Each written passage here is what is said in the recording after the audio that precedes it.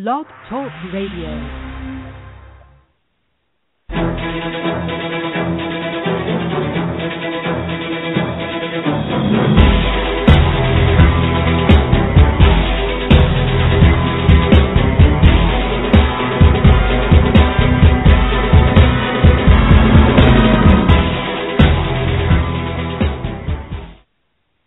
Welcome to the first ever Tuesday night boxing edition of The Grueling Truth. We'll be here every Tuesday night, same time, 11 o'clock p.m. Eastern Time. We have some great guests lined up, not just tonight. We have Donnie Lalonde, former light heavyweight champion of the world, will be next week. I'm your host, Mike Goodpasser, and I would like to welcome in my co-host for tonight's show, Joe Rodriguez. Hey, Mike, great to be here, and really looking forward to the show and the upcoming weeks. We have a very special guest tonight. This man is a former two-time heavyweight champion of the world. Everybody, please help me welcome to the Grueling Truth, Terrible Tim Witherspoon. How you doing tonight, Tim? Everything's good. Bright and ready to go. All right. Well, let's get started. Okay. You grew up in Philadelphia in the 60s and 70s. What was your life like growing up in Philadelphia?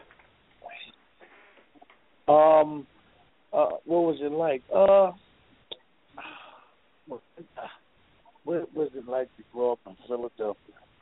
Yeah, I know you had a lot of brothers and sisters also, didn't you? Yeah, I had five brothers, three sisters. It was rough. It was rough. Let me see. I really didn't. I had a big family. I really was sheltered from a lot of like gang stuff and a lot of violence, even though, it was all around. That was the way of life, the way we lived. That was the way we lived, and, and as years went on, we learned a lot of different things. It was a multicultural area where I grew up in, Jewish, Italian, Irish, and the Latin, the Spanish had moved in a little later, and blacks. All around in the same South Philadelphia, so it was pretty unique. Hey, Champ, really happy to talk to you.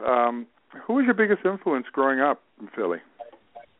Influence. There was a lot of influences around, but the biggest, I would say, a guy by the name of Tommy Wade, who mentored us ever since we were little kids to play football, baseball every week. He worked in NBC in New York, and but he's from Philly, and his parents lived on the same, like 3 doors away, and he's a church-going guy, and I was into the church, and a lot of my friends, my brothers, and we would play baseball since I was little up until college. Well, anyway, he was grooming us. I was a tight end, made all city, Philadelphia. Then I went to college. But he was grooming us to be professional baseball and football players. My father, he was around, but this guy really took, he took the space that my father was supposed to. So his name was Tommy Wade. He passed away. He was really an influence for me and my brothers and a couple other kids in different families around the neighborhood. And everybody liked him. Well, you talked about your football a little bit. You went to Lincoln University. You were a starting tight end, I believe, as a freshman. What made you decide after a successful freshman season to leave college?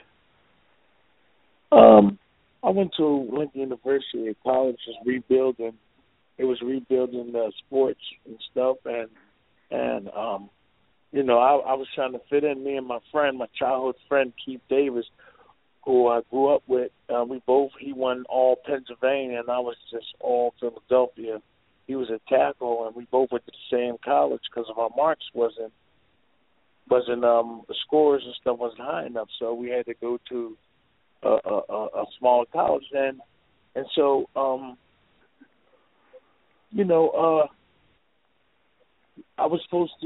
I got hurt. I got hurt in college one game, and I lost a lot of interest. Before the season started, the coaches had advised us to take phys ed as a major, and they'll look out for us. But that was kind of odd, and really my head wasn't geared up to like go through college, and I realized it was a mistake down the line that I had a free scholarship and I should have used it. So real quick, I got hurt. And then when I went home, one of my buddies was fighting, and that's what got me into that, to the boxing. Oh, so tell us about that. So one of your buddies started boxing, and that's what piqued your interest? Well, a lot of guys in the neighborhood were boxing. But, my uncles used to box on the corner. We used to box on the corner. They used to box on the corner. I had about 6 uncles, big uncles, like 280. They wasn't really tall, but they were heavy and wide, and nobody messed with them, But in the neighborhood, there was other bad people too, but they didn't mess with them. They used to body box, and the boxing atmosphere was in Philly, South Philly. Everybody used to body box, and all that type of thing, and so I got into it.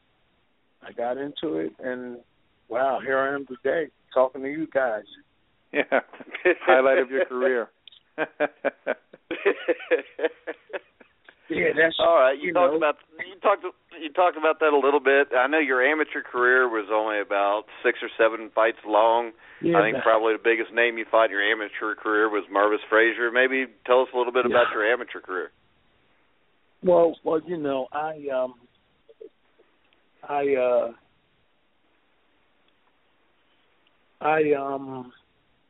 daughter. I started when I came home. When I came home and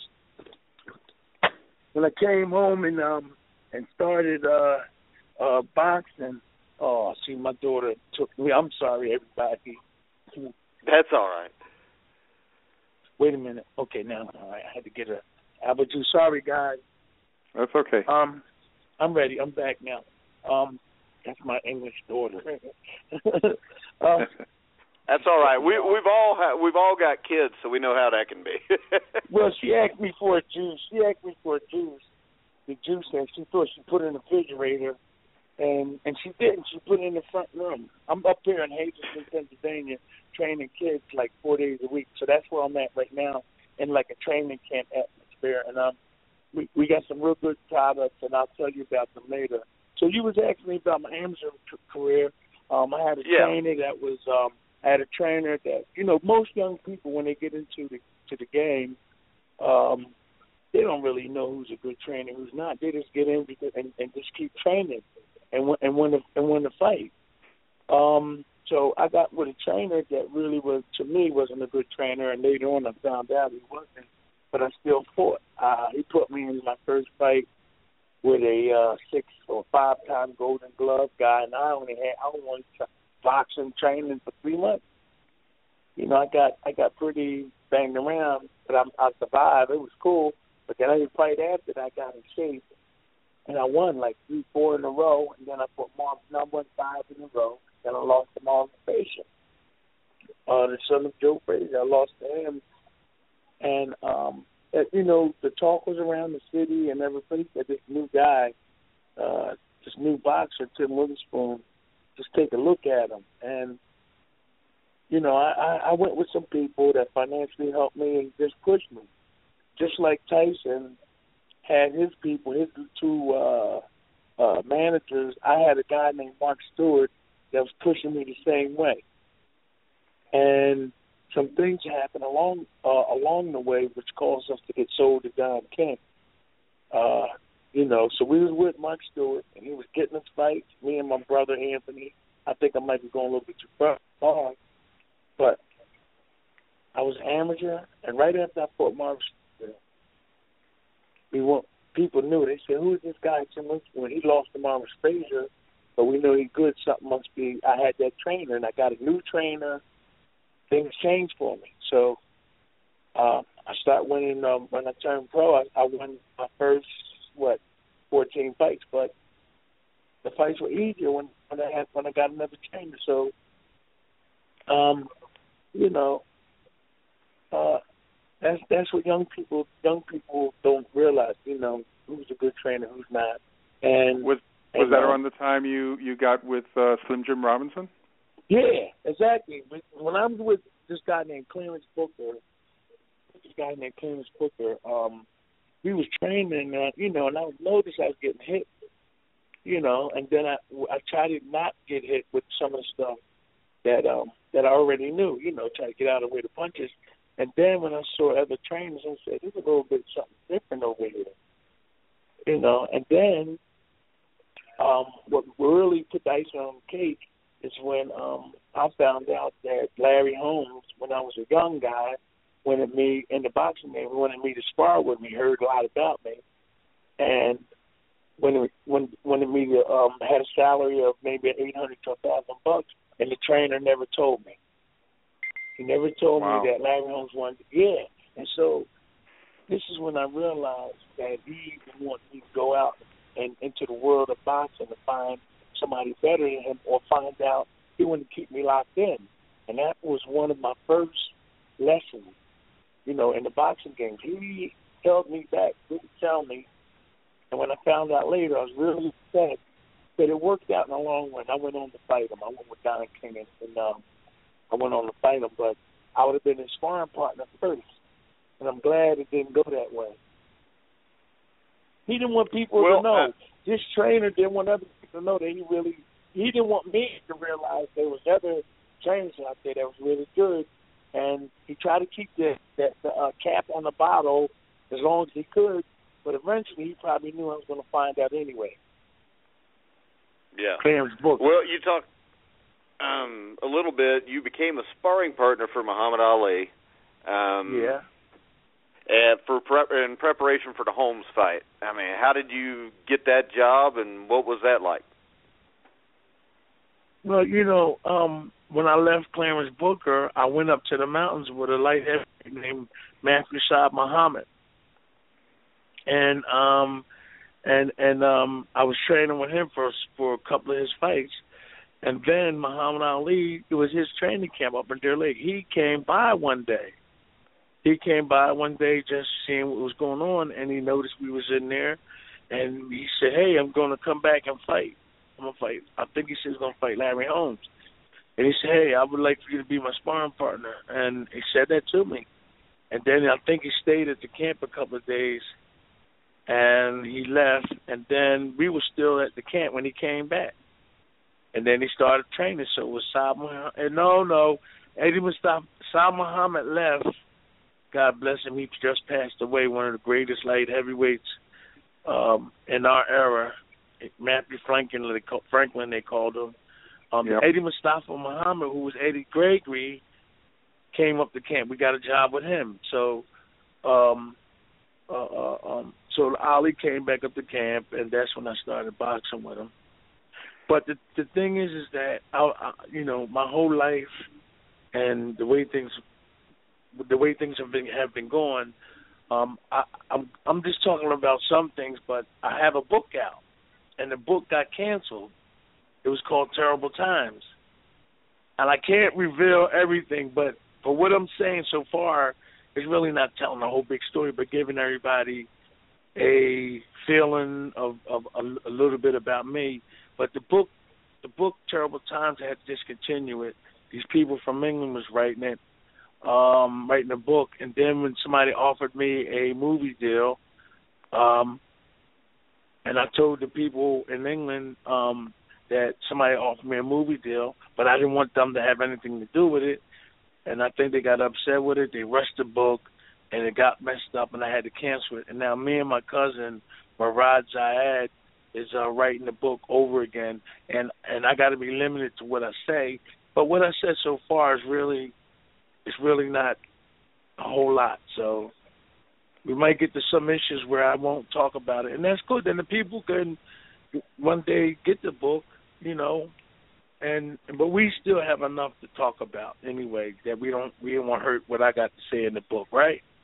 No, of course. That sounds good to me. Right. Actually, I tried to get the book the other day, and it said it was discontinued. Oh, wow. I was actually going to read it. Why didn't you ask me? Why didn't you ask me about the book? I got copies of the book, and do you? You know, they just I got copies. They sent me copies, and I didn't even read them.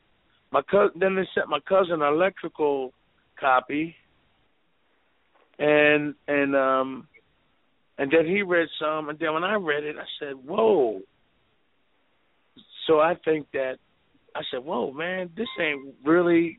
There's different issues, different situations. Is all twisted up. I think they rushed it, you know, and we canceled it. But now we're going to write it Philly style. It was an English guy with English terms and English verbs and adverbs, whatever you want to say, and now." It's going to be more American. And I didn't know. I didn't want the book. In the beginning, I didn't want a book because a lot of serious things was in it. And so this guy named Kevin kept saying, come on, you can do the book, this guy in England. I kept saying, no, too many serious people, too many we got to talk about. And he convinced me, he said, well, these people in Indonesia, they will take care of the book thing, and that's how it really got started. But I wasn't really interested in doing a book for some reason. I don't know. I do know, but right now, you know. So that's what happened. That's what's been going on in the last, I would say, 3 years, I think. And we just canceled it. And so now we're going to start. The new book. The new name of the new book is going to be The Third Man. So we've been rewriting the book, and we're going to give the people the real story of the Philadelphia area and the heavyweight champ. I'm the third man to win the heavyweight championship in the whole world. And a lot of people in my own city don't even know it. I'm the third man. Real quick. Floyd Patterson. Yeah, go ahead. Cut me off anytime. Yeah, go ahead. I was waiting. Oh. It was Floyd Patterson, Muhammad Ali, and you. Muhammad Ali, and Nate. This yo, I'm ready. Yeah, you got a question, right? Hey, why didn't you cut me off? Joe, I'm sorry, champ. Don't be coming to Indiana. You don't have my address anyways. No, I said why didn't you cut? No, I said why didn't you cut me off? I don't want to cut you off. I want to let you talk. If I was talking to, go ahead. I just want to let people know, just in case they're just tuning in, we're on The Grueling Truth. We're interviewing former two-time heavyweight champion Tim Witherspoon. Joe, you got a question? Yeah, champ, you started talking about getting into the game and sparring. Let's jump a little bit ahead because it was pretty early in your career where you got the chance to fight Larry Holmes. So tell me what was it like? What were your feelings going into the fight? And forgive me if this is a dumb question, but did you expect to win that fight? No, that's a good question. I didn't, because who was this young man, who's this young guy coming out of nowhere, just rising to the top, and who he's going to dethrone the great Larry Holmes at that time? No, I don't think that was going to happen. So, he said a lot of nasty things to me before the fight, and I think he was trying to intimidate me, and it didn't work. It didn't work, and so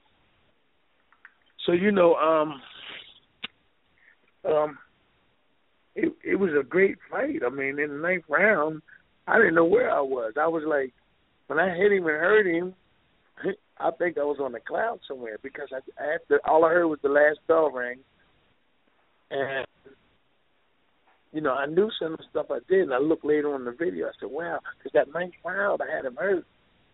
And I think the inexperience got the best of me. I just started rushing everything instead of taking my time. I only had, 14? It was 14 fights. So I was in another world. But all the stuff the drama that added up to the fight, I sucked it in and learned and took it in, and I'm here today. I mean, it was a great experience. And hey, I'm blessed to be a part of that experience. I'm like, wow. When you look back on it, you say, wow, it didn't have to be me. It could have been my brother. It could have been somebody else, but it was me. Well, Champ, your honesty is really refreshing because I asked you if you expected to win, but there was watching that fight. Wait a minute. So I did all that stuff. Oh yeah, I did tell you. No, but really right. Okay. But watching that fight again,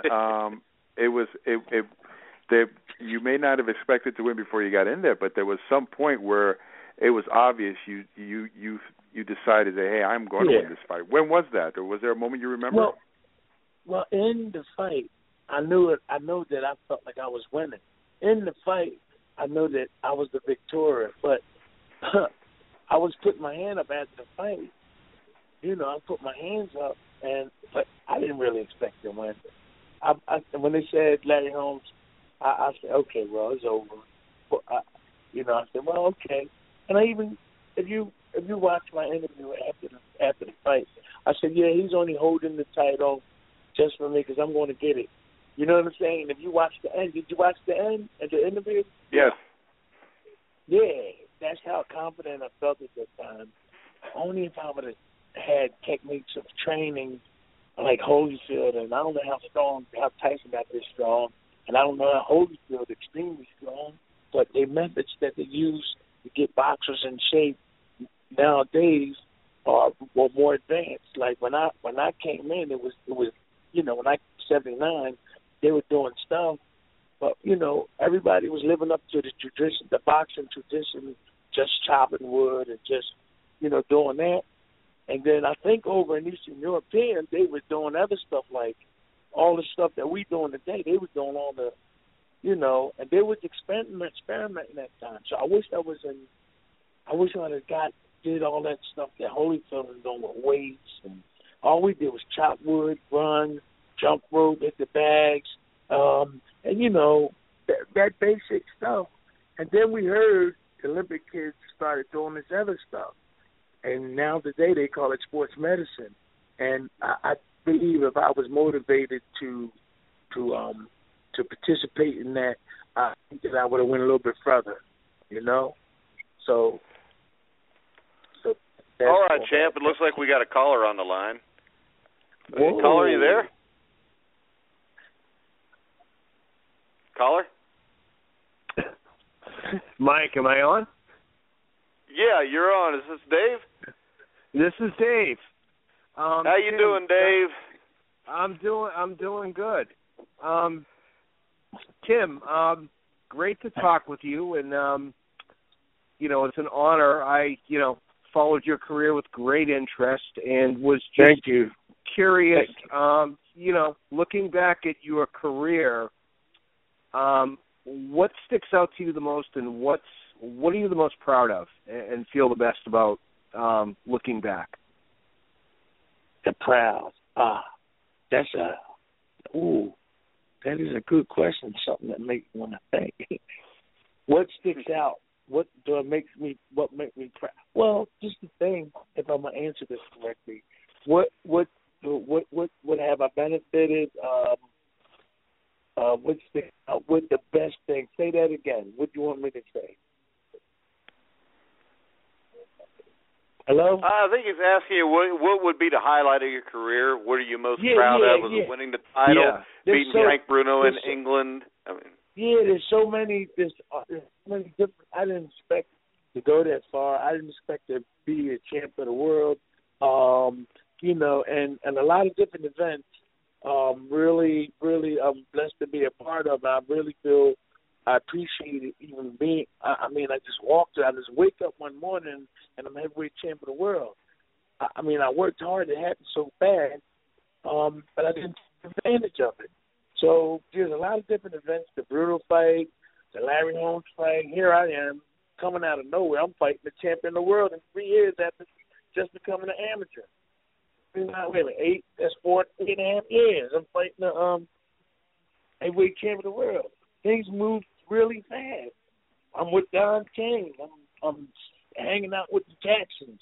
Jermaine Jackson and them when they try to do the victory tour with Don King. I was around them all the time, and a lot of different stars. And hey, I'm like, whoa, I look back at it.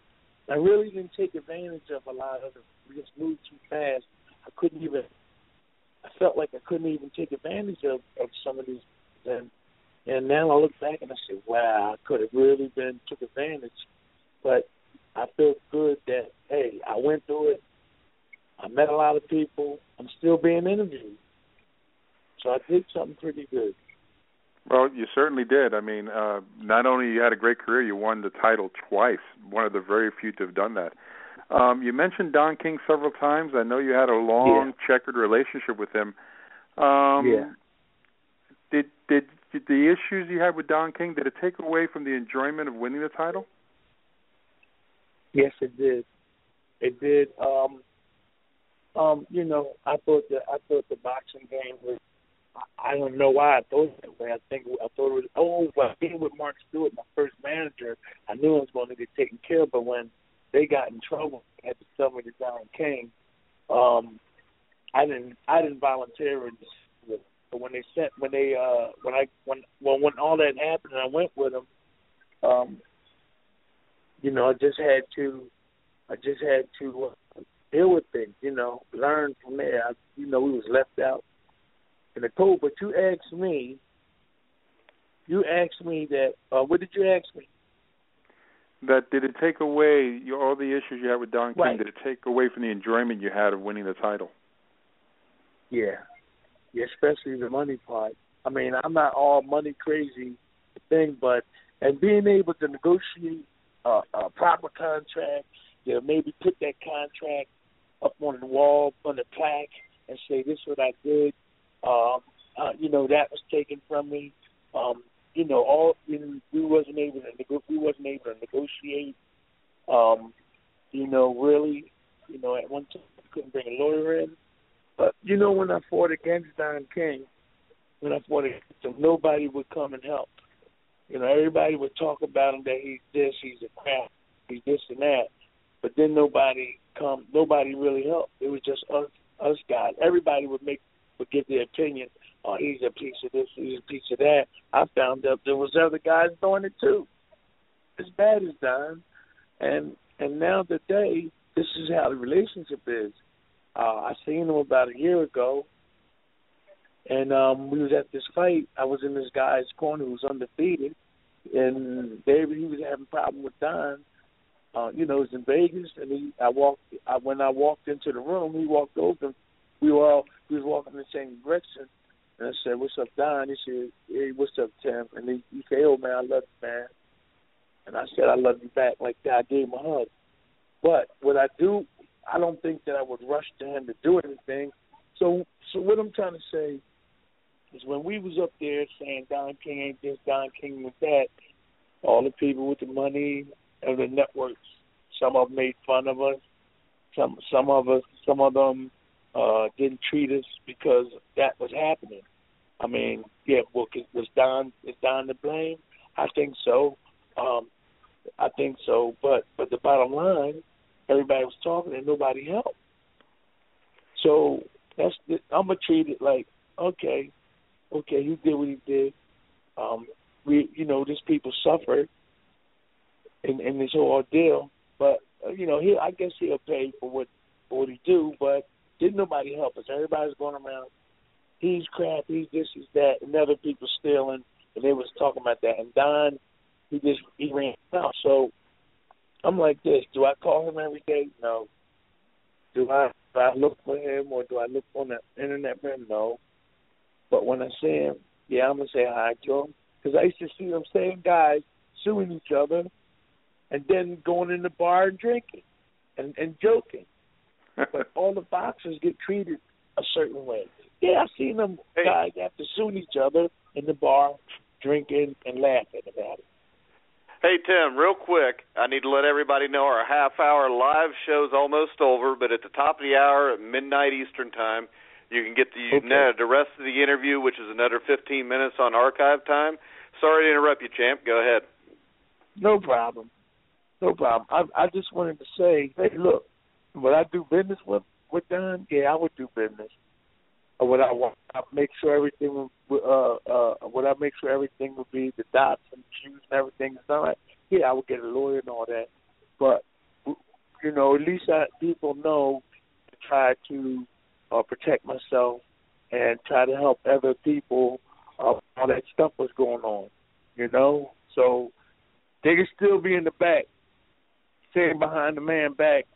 How come he ain't get killed, or how can I be cool with him?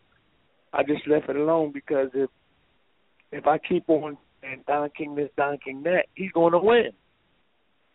So I got to let it go. All right, you hit me in the face, I punched you back. His hurt maybe a little bit more. But I'm going to leave it alone because I got to go on with my life. Hey, Champ, one of the biggest wins of your career is when you went to England and beat Frank Bruno. What was that like? That was beautiful. That was beautiful. I go over there a lot. Our own American commentators didn't even think they should have stopped the fight. They was expecting me to lose. I was in okay shape. Even after the fight, they were saying they shouldn't have stopped the fight. My own commentators, you know. But we went over there. The people, they treated us good. We had a good training quarters. I mean, but everybody expected me to lose, you know. Some people, no, well, a lot of people. I don't know really about the statistics, but a lot of people in America perhaps going to lose. And it's crazy if you put the tape on. Larry Burton says, I don't think they should have stopped the fight. And I was like, what fight is he watching? But the people over there were good. There was 50,000 people, 50,000 people in the stadiums, throwing stuff at us, trying to get us, and it's cool. We made out all right. Well, you talked a little bit about England. You talk a little bit about Don King. Promoters, pretty much all of them are kind of the same. Do you think there's any regulatory practices or anything that can be done to protect fighters from, managers and promoters that are just out to make a buck off their skin? Do you think there's something more that can be done to protect the fighters? Yeah, well, we've been trying to, when we sued them and stuff, we've been trying to, get as many people as we can on one side to try to fight against not only what he was doing, anybody else was doing. Paul Johnson is a guy up here in Minnesota. I think Paul Johnson is in Minnesota, right? He's like the head of one of these unions, and we're trying to get fund money. We're trying to, get money to start the union and get it moving. We're trying to contact Mayweather, several other people to try to get it started. Mayweather and them, they donate money to different funds and all that. But this guy been trying since we took Don King to court. All we back then, 25, 30 years ago, his heart been in trying to get some legislation upgraded so we can the boxers today are making money, but get it upgraded so we really can see what the boxers are really progressing in financially or managerial, like the paperwork and stuff. Make sure their attorneys, make sure there's life after boxing, make sure that we take care, just like football, baseball players. So this is what he was trying to do. His name is Paul Johnson. Yeah, that sounds great because something definitely needs to be done about that. You talked about the training boxers do now with the weights and everything else compared to when you were a fighter back in the 80s. What's your opinion of the Klitschko brothers as fighters? I think they're great. They're a great pair of guys. I think that they lit up the skies when they came on the scene. I wish they would have came on the scene when me, Bone Crusher, Tony Tubbs, Tony Tucker, Tyson. Now, Tyson was a little bit behind us, and us guys was coming, but it wasn't their time. They came after us where the pickings and the harvesting of the fighters and contenders were not really strong guys. I mean, and they were in shape. That's their greatest asset. Those guys was professionals in fitness, and they would be in phenomenal shape. They knew how to get in shape, and I think that was their greatest asset, not their boxing skills, because they have a good jab, they have a nice European style, the way the Europeans fight, they straight up and down, but they don't have an inside fight game. The younger one doesn't have none at all, but the big one will fight you inside. He will fight you. He's more tougher, if you ask me. But the younger one, all he does is grab because nobody taught him how to fight inside. It makes the fight boring, and you just have guys out on the jab, boom, boom, right hand. You don't see no body shots. So boxing is an art, and you want to see everything: left hooks, slipping, rolling, defense, offense. You just don't want to see. It's boring when you just have just a jab, right hand, and grab. There's more to do than grab. If you grab for a split second, then fire, boom, boom. They don't do that. But their accomplishments, you got to take your hat out to them. They did bring boxing, like everybody was watching the Klitschko Brothers. Which one would fight? It was very interesting. You got to give your hat off to them. But I think during the times of when I was boxing, they would have got an Anders Eklund. You ever seen Champ, that fight I think they're happy that a guy like you is not, or you specifically, is not around today, because with your size and your ability, they would have not wanted to face you. I need the money. Should I come out of retirement? Hey, I'll promote you. I won't screw you over either. I just need 5%. Well, hey, set it up. It brings me to my next question. You sound great. What's happening with Tim Witherspoon today? What are you doing today? I know you're training fighters. Can you talk about that? Yeah, I'm up in Hazleton, not too far from Larry Holmes' town. Training a lot of Dominican Republic people reside up here, and I've been up here for about 6 months training these guys. There's a lot of talent up here. I was really impressed. I'm a good teacher, so I'm getting them ready fast. 6 months ago, there was nothing here, and now we got a 119-pound junior. Novice, Golden Glove winner, and we got his brother who's light heavyweight. They all fighting this weekend, but we got a lot of talent. We got a 305-pound Dominican young kid named Bronco. He can punch. We got to get him ready. We're not going to push these guys fast. We're going to take our time and teach them. And what I'm saying, the education, I'm going to push them fast. And because I know what I'm doing, and we're going to take it slow when they got to fight. So I'm up here 4 days a week. Me and my daughter come up here, and I train, I sleep. What I do, I train these guys, and I train other fighters. There's welterweights. There's all different weight classes there. So, so I'm up here 4 days a week.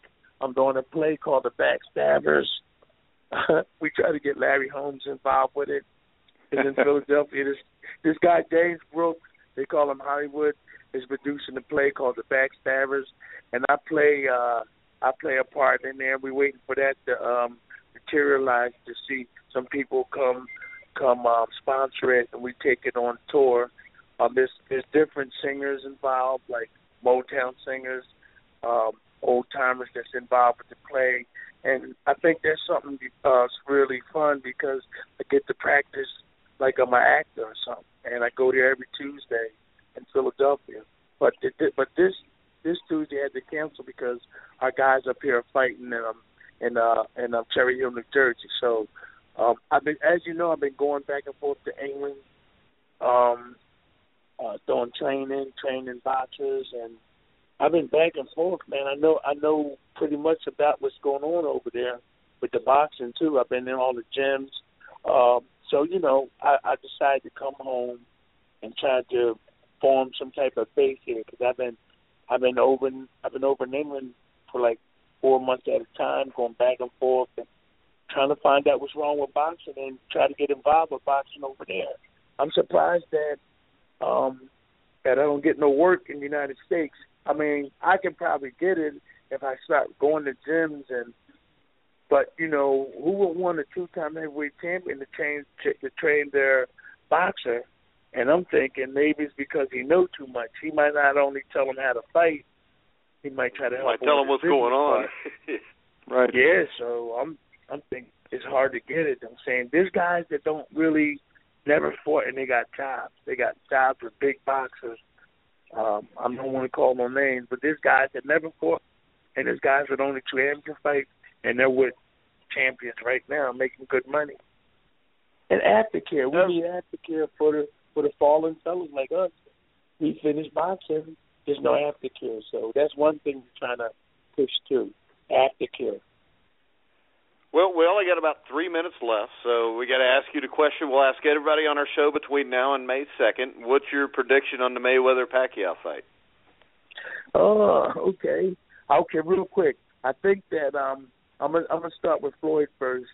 I think that his boxing skills are really astounding. They're really good and everything. I think his defense really gets him through a lot of fights.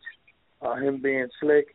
Pacquiao was majority offense, no defense at all. Freddie Roach, I think he's carrying Freddie Roach. My opinion is he's making Freddie Roach's name big by winning all these fights, because I didn't see nothing change with Pacquiao. I see nothing change with Pacquiao. He's just him throwing punches. He's no defense he has. So I like both of them guys. I really respect them. I'm a boxer, and I feel I'm a big brother to them. But I feel that Floyd will. Both of them guys are going to get ready for the fight of their life. You're going to have a good fight. If Floyd don't run, you should see a good fight. But I predict him to win by points. But he's not Pacquiao out because of his defense. He's offense. If you look at him, he don't block punches at all. He also throw punches and don't have no defensive mechanism. I guess his defensive mechanism is trying to throw a lot of punches. He don't protect himself that much. So I'm looking for Floyd to win. But one thing Floyd better watch out, Harry Holmes. The same thing he said about Rocky Marciano. You can't say jockstrap. Floyd is saying stuff about Ali.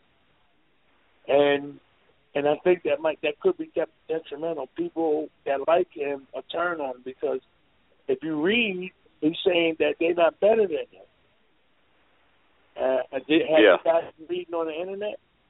So I think it's right off. I think he better retract because I felt kind of upset about that, even though I like him. But that's one thing that could cause him. He better be like. Well, all those brothers got to love Ali.